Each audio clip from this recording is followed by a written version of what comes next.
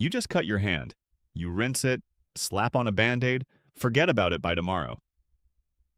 40,000 years ago, that exact cut had maybe a real chance of killing you. Not the wound itself. Something invisible that no spear, no fire, and no strength could fight off. For most of human history, disease killed more people than every predator on Earth combined. Cave lions and wolves were terrifying, but at least you could see them coming. This enemy moved through water, through food, through insects, through the people you loved most, and it never made a sound. Our ancestors had zero defense against it. No microscopes, no antibiotics, not even a word for what was killing them. And yet they didn't just survive one bad winter of it. They outlasted it for hundreds of thousands of years, long enough to spread across every continent on Earth. Here's exactly how, problem by problem. Before you can fight something, you have to know it's there. Ancient humans didn't. No microscope would exist for roughly another 300,000 years. All they had was pattern spotting. Someone got a scratch, and days later they were dead. Someone drank from one stream and got sick, another stream they didn't. In 2017, scientists studying fossilized dental plaque from a Neanderthal skeleton in Spain found something remarkable buried in his teeth. Traces of poplar bark, a natural source of salicylic acid, the same compound behind modern aspirin which can bring down a fever by a degree or more within hours. The same individual had a painful dental abscess and an intestinal parasite. He was self-medicating for both, with zero understanding of chemistry, bacteria, or why it worked. Just results, repeated until they stuck. That solved a piece of the puzzle: pain and fever. It didn't solve the next problem. In 1991, a 5,300-year-old body was found frozen in the Italian Alps. Scientists call him Ötzi.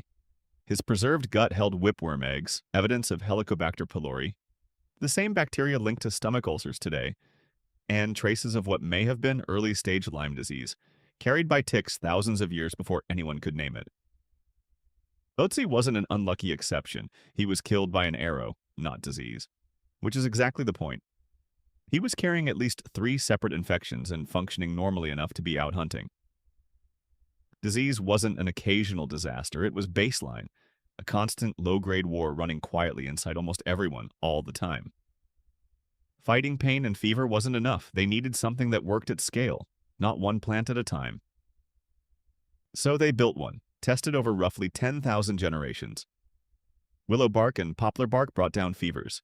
Yarrow, found packed directly into wounds at multiple prehistoric burial sites, slowed bleeding and fought infection on contact.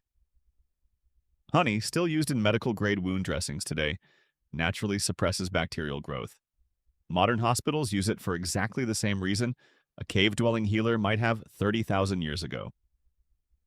Fire did even more damage to disease than it gets credit for. Cooking meat kills the parasites raw meat carries. Smoke drives off disease-carrying insects. Boiled water is safer than river water, something no one could explain for over 99% of the time humans have used fire, and yet everyone eventually did it anyway because it worked. That solved treatment. But a remedy only helps the person strong enough to reach for it. What about the ones who couldn't? In Shanidar Cave, Iraq, archaeologists found a Neanderthal skeleton, now known as Shanidar I, with a withered arm, partial blindness, and hearing loss. The kind of injuries that should have gotten him left behind within a season. Instead, the evidence shows he lived for years afterward, into what would have counted as old age for his time. That only happens one way. Someone fed him. Someone protected him. Someone decided a man who could no longer hunt was still worth keeping alive. That decision is still today one of the strongest predictors of whether a sick person recovers. Not medicine alone, but whether someone shows up for them. It didn't start in a hospital. It started in a cave, roughly 60,000 years before the first one was ever built. Individual survival was solved. The next problem was bigger than any one person or any one cave. While all of this played out on the surface, a second war was happening in every cell, invisible to everyone involved. Every infection was a test. The immune systems that responded faster survived long enough to have children. Repeat that filtering process across hundreds of thousands of years, and you get the immune system running inside you right now, built by people who never knew they were building anything. Now, you might be thinking, that's ancient history. It has nothing to do with me. It's not even fully yours. A 2020 genetic study found a stretch of DNA linked to more severe COVID-19 outcomes was inherited directly from Neanderthals. A roughly 50,000-year-old genetic hand-me-down, still shaping how modern humans respond to a virus that didn't exist when it was inherited. Other Neanderthal and Denisovan genes have been tied to immune responses against entirely different diseases across Europe and Asia. That problem never fully closes, because the enemy itself wasn't done evolving either. Plague feels like a medieval problem. Rats, crowded cities, the Black Death. But scientists extracting ancient DNA from Bronze Age skeletons found Yersinia pestis, the exact bacteria behind the Black Death, already circulating in scattered human populations more than 4,000 years before it had a name or a body count attached to it. These weren't cities. They were small, isolated groups with no idea the same disease that would one day kill. Roughly a third of Europe was already quietly moving through their world. Plague wasn't invented in the Middle Ages. It was just waiting for cities dense enough and roads long enough to turn a quiet threat into a catastrophe. Every one of these problems got solved the same way, over and over for hundreds of thousands of years. Not with certainty, but with people who refused to stop testing, refused to stop caring for each other, and refused to stop passing down what worked to the next generation.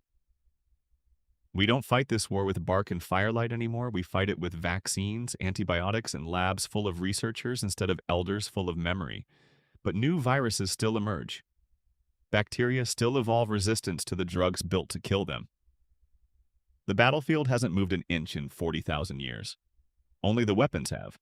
Every vaccine, every antibiotic, every hospital that exists today exists because people who didn't even know what a virus was refused to give up. You're not lucky to be alive. You're the result of a war your ancestors never once stopped fighting, and won often enough that you're here to hear about it. If this changed how you think about your own body, subscribe. Every week we uncover another forgotten survival story that explains why you're still here today.